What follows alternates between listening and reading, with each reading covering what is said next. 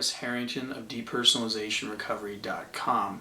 The topic of this video is spirituality and depersonalization disorder. Now, this is a very big topic, but I'm going to try and address it as best I can in this short video.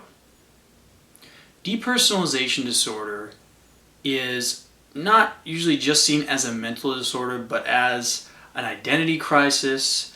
It can also sometimes be viewed as a form of enlightenment, and oftentimes there are very spiritual elements people get into when they experience depersonalization disorder.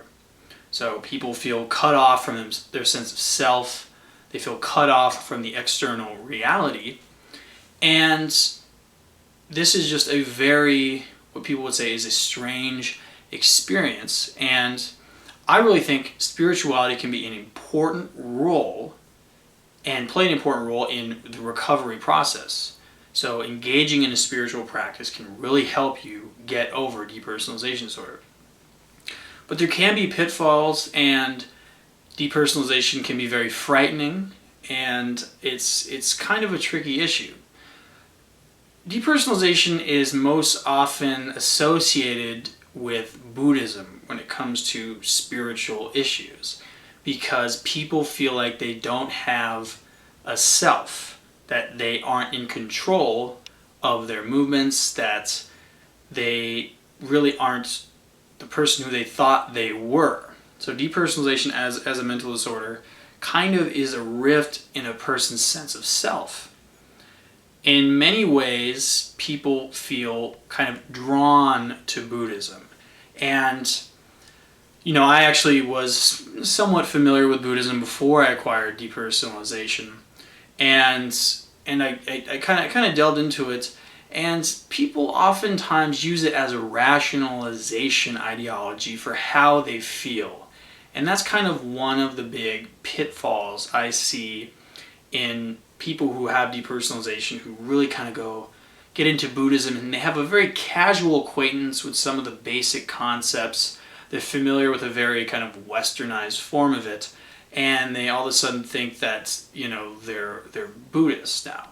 And there's nothing wrong with Buddhism as a religion, but a big problem with depersonalization is when people really identify with the disorder and they kind of make an identity out of it, and Buddhism could be a big part of that. So there's concepts in Buddhism such as sunyata, which can be roughly translated as emptiness, and it can mean the emptiness of the soul, and it can also be a word that means sort of the emptiness that Buddhists tend to see in the universe, that things are just generally empty.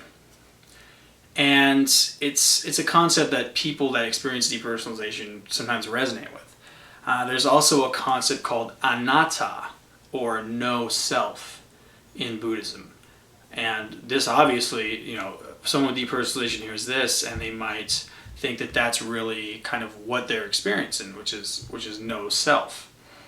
So Buddhism kind of gels with people. But I would just say, as far as Buddhism is concerned, to not use it as a rationalization for how you feel. That's one of the things that people with DP often do. They feel crazy things, and then they use the feelings as a justification for thoughts and ideas. But what's really important, I feel, in a spiritual practice for depersonalization is realizing how interconnected you are with the surrounding world. To realize how interconnected you are with the universe. Because it's interesting, in depersonalization, people feel so cut off. They feel so alienated from reality.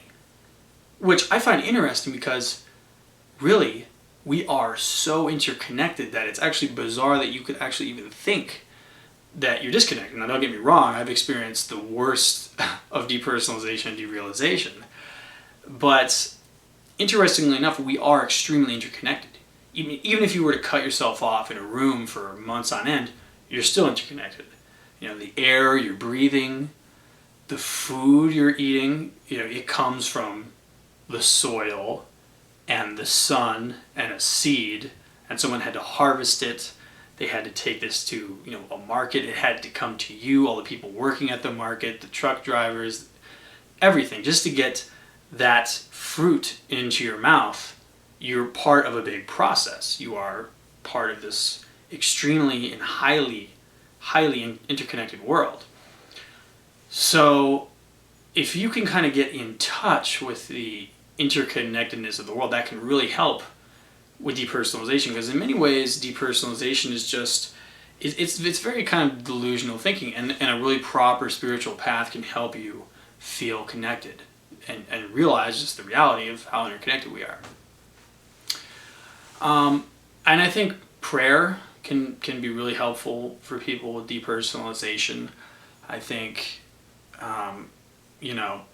just if that is something that really feels true for you and good to you, I think you should do it. If going to church is something that makes you feel good, you should go. I mean, and don't feel weird about experimenting with different ideas and trying new things.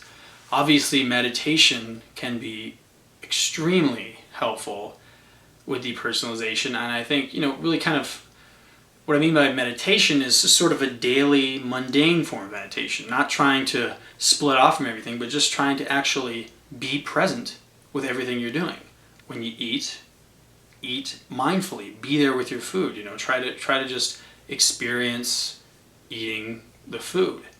And when you're doing a mundane chore, it's okay to be present some of the time.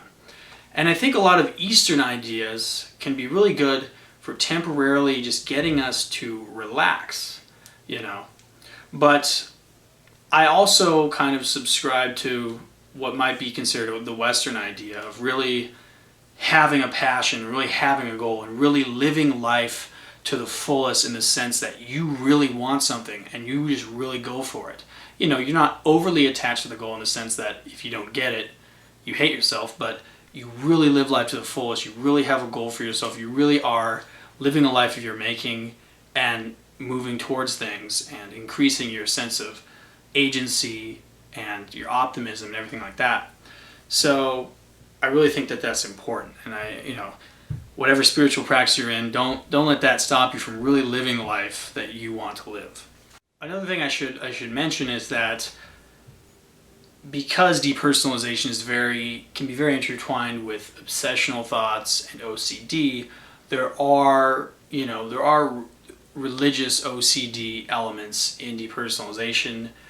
People with DP often ruminate obsessively and for an extended period about philosophical issues and issues of the soul, issues of free will, and these issues are very kind of religious and extremely spiritual in a sense. And in many ways, like I've said before, depersonalization represents an existence phobia and a kind of an alienation from the world, when in reality, a really good spiritual practice helps you feel connected towards the world, and not just more connected, but less anxiety towards the world. If you were to go out into the woods and sit on a log and just try to be present with the forest, the idea isn't to feel anxiety towards the forest. You're trying to feel a sense of peace. You're trying to feel a sense of peace towards the forest. So that's the really important part of a spiritual practice, is kind of reducing this existence phobia and realizing that existence and reality is a great thing, and you're interconnected and you can be at peace. And I think being at peace is something that depersonalization sufferers don't get enough of, if you know what I'm saying. Just being at peace in the world. Another concept is called Wu Wei, which comes from Taoism, which is kind of how we would say it in like English is go with the flow, and to stop resisting things that are out of your control. People with depersonalization really like to resist things that are out of their control. The weather or the nature of existence or whatever. These things are outside of your control. If you just focus on what you can do with your life, that is extremely important. And in spiritual practices, people focus on gratitude, which can really help you feel good every day. I mean, if you are being grateful for what you have, that, and studies have shown that gratitude can dramatically increase well-being just overall. Another thing I want to say about spirituality and depersonalization is that, having recovered from depersonalization disorder, my mind has changed. I mean, when I was in the thick of it, I think I was a little more open to the ideas of Buddhism and the ideas of emptiness and the ideas of not having a self. But when you come out of it, your mind changes about spiritual ideas as well. I mean, I'm not really a particularly religious person, but I know that, just kind of looking back on depersonalization, I think I took some of those things too seriously in terms of being frightened by them. I think ideas of Buddhism can be very frightening for people with depersonalization disorder. It's not like the peace and the nirvana that meditators are seeking. It's sort of like a hellish version of quote unquote nirvana. You feel cut off, and it's not in a good way. You don't feel like you've ceased your desires in a good sense. You're not in a good place. So I think what people with depersonalization are experiencing is not enlightenment. It's not enlightenment. It's actually the opposite. You're in a dissociated state. You're cut off from reality, and there's things you need to process. You need to think about, and you need to process emotionally, and you've got emotions that are very suppressed that need to be expressed, and you're not in a state of enlightenment. I mean, sorry to tell you, that's really what I've come to the conclusion of, and a lot of other sufferers too feel this way. I mean, it's not a state of enlightenment. I mean, you do realize things in depersonalization that, in a way, do enlighten you. I think people that have depersonalization really kind of understand some things about reality that non-sufferers just never think about. I mean, they never think about reality in this deep sense. Now, I don't think it's good to ruminate endlessly about existence. That's not a healthy way to live. When you focus too much on life, you're not busy living life, right? So I just think it's really important to allow yourself to kind of get over depersonalization before you really decide what religion you should be, or anything like that. Definitely don't put any pressure on yourself. I really just want to emphasize that when you get over depersonalization, you will feel differently about the world, and it's really important to change that perspective. So I hope this helps. It's a really big topic. You could talk for weeks on this and not really come to a conclusion, but I hope that shed some light on the topic, and stay tuned for more videos. Check out my program, The Total Integration Method, to really help you get over these feelings of depersonalization and derealization